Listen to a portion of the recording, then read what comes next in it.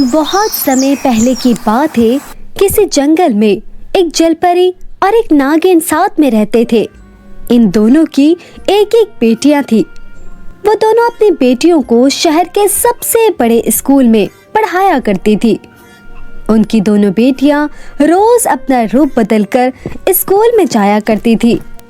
फिर एक दिन जब वो दोनों स्कूल से घर लौट रही थी कि तभी एक राधा नाम की लड़की उन्हें पेड़ के ऊपर रस्सी बांधते हुए दिखाई देती है।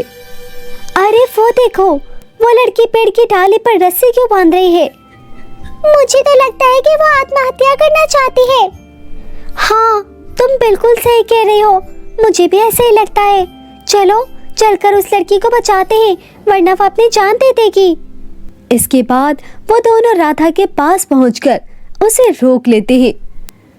अरे आखिर ऐसी क्या बात हो गई जो तुम इस तरह आत्महत्या कर रही हो? देखो, आत्महत्या करना बहुत बुरी बात है। हमारे जीवन में चाहे कितनी परेशानी क्यों ना आ जाए, हमें कभी भी आत्महत्या नहीं करनी चाहिए। बताओ हमें, आखिर तुम किस परेशानी की वजह से आत्महत्या कर रही हो? मेरे जीवन में तो परेशानी के सिवा कुछ भी नहीं है। अभी कुछ ही दिन पहले मेरे माता पिता की मौत हो गई।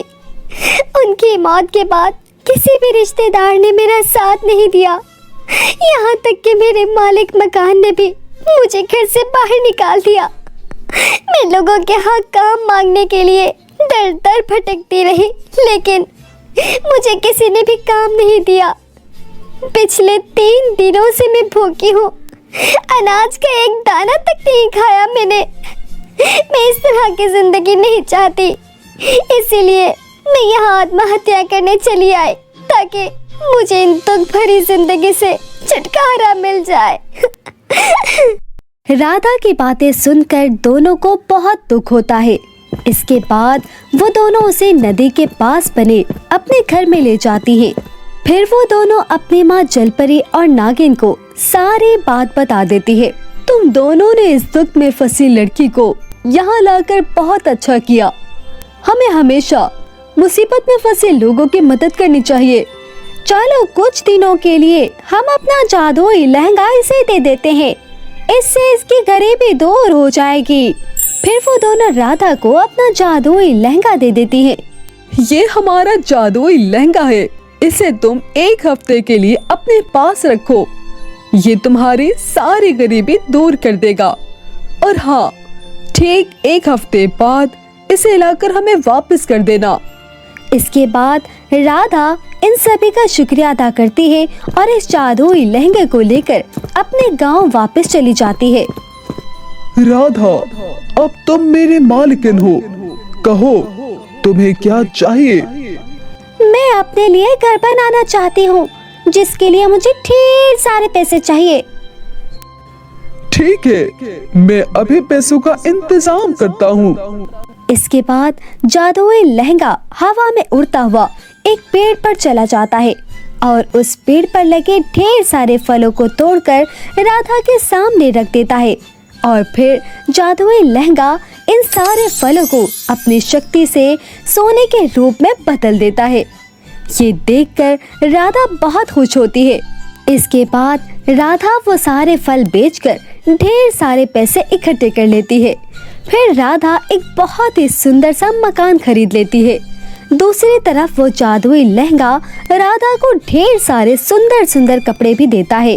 साथ ही वो राधा को उसकी मनपसंद का खाना भी देना शुरू कर देता है। इस तरह राधा की जिंदगी पूरी तरह से बदल जाती है। दूसरी तरफ राधा को ठाट बाट से रहता देख गांव वालों को बहुत ही अचंभित होता है, लेकिन राधा के पास सारे सुख सुविधा आने के साथ साथ उसमें घमंड भी आ जाता है और वो लोगों से बदतमीजी से पेश आने लगती है। दूसरी तरफ 1 हफ्ता पूरा हो जाता है, लेकिन राधा, नागिन और जलपरी का जादुई लहंगा उन्हें वापस नहीं करती। अब ये जादुई लहंगा मैं हमेशा के लिए अपने पास ही रखूंगी। फिर एक दिन राधा के घर कुछ गरीब लड़कियां खाना मांगने आती है। दीदी, हमने कई दिनों से कुछ भी नहीं खाया है। हमारे माता पिता नहीं है, हम अनाथ हैं। आप कृपया करके हमें कुछ खाने को दे दो। अरे ये कैसे सुबह सुबह इन भिखारियों का मुंह देख लिया। मेरा तो सारा मूड ही खराब हो गया। तुम सब भागो यहाँ से और दोबारा मेरे घर पर कभी मत आना। ऐसा तो मत करो दीदी, गांव में हमें किसी ने भी खाना नहीं दिया। आप तो बहुत अमीर लग रही हो।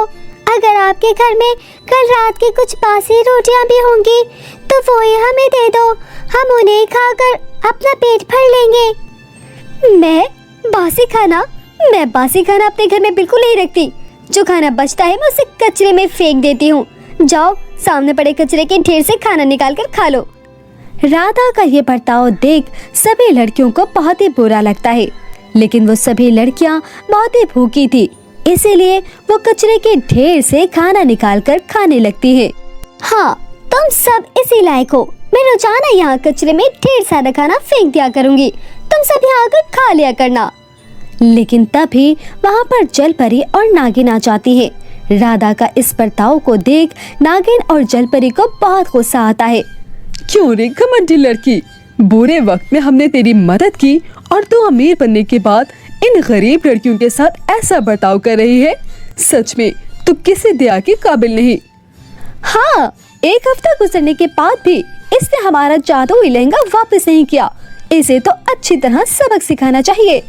इसके बाद वो दोनों मिलकर चुटकी बजाने लगती है और घर में मौजूद जादुई लहंगा उड़कर इनके पास आ जाता है और फिर जलपरी के कहने पर जादुई लहंगा राधा के ऊपर ढेर सारे सड़े हुए फल बरसाने लग जाता है।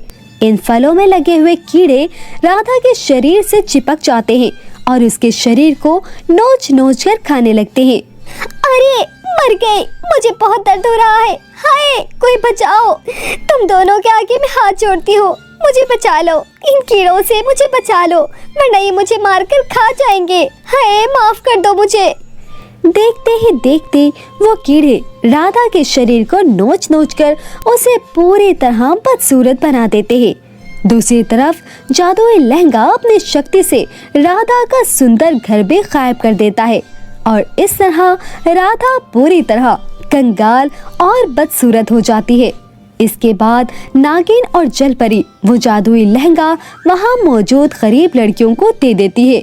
फिर एक हफ्ता पूरा हो जाने के बाद वो तीनों लड़कियां बहुत ही अमीर हो जाती हैं और ईमानदारी के साथ वो जादुई लहंगा जाकर नागिन और जलपरी को वापस कर देती है।